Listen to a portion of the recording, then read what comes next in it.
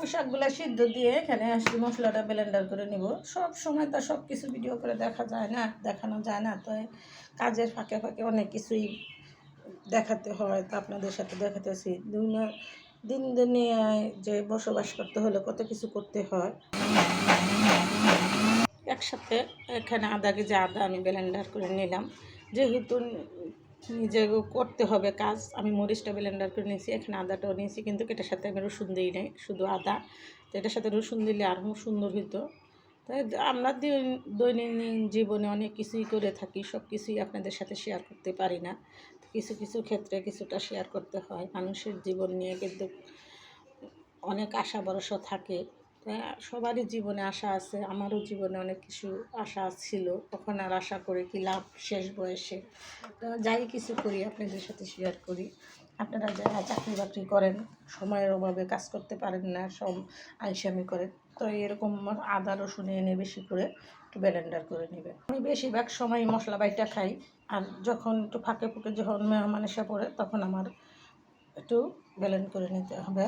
তো আমি একটু ব্লেন্ড করে রেখে দিই সব সময় লেগে, আর যে সময় পাই তখন আমি বাইটে রান্না করি। পুঁইশাকটা আমার এখানে ভালো করা হয়ে গেছে, আমি এখন মশলা দিয়ে কষিয়ে নিব।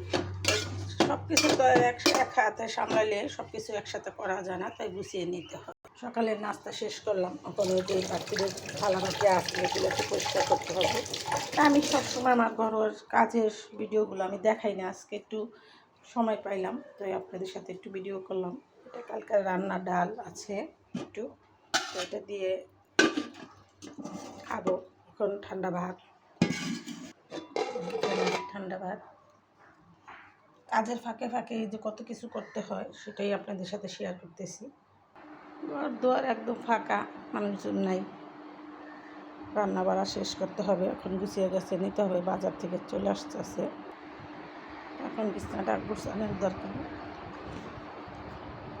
নাতিপুতি থাকলে যা হয়, নাতিনেরা অগুছানো করে ফেলে।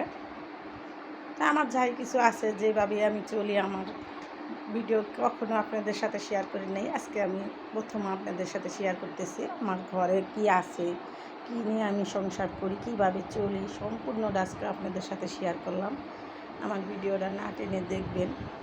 আর আমার ঘরের পাশে যে জানলার পিছনে কলা গাছের বাগান, দেখেন এখান দিয়ে ঠান্ডা বাতাসটা আসে, পূবালি বাতাস যেটাকে বলে, সেই বাতাসটা এদিক দিয়ে আসে পূবাল থেকে। আর এই পিছনে আমি গাছগাছালি লাগাইছি, থাকি মানুষের বাড়িওয়ালার অনেক কথাই শুনতে হয়, মাস শেষে টাকা না দিতে পারলেও তো অনেক কথা শুনতে হয়। তার ভিডিওটা আমি বড় না করে এখানে রেখে দিলাম। আসসালামু আলাইকুম।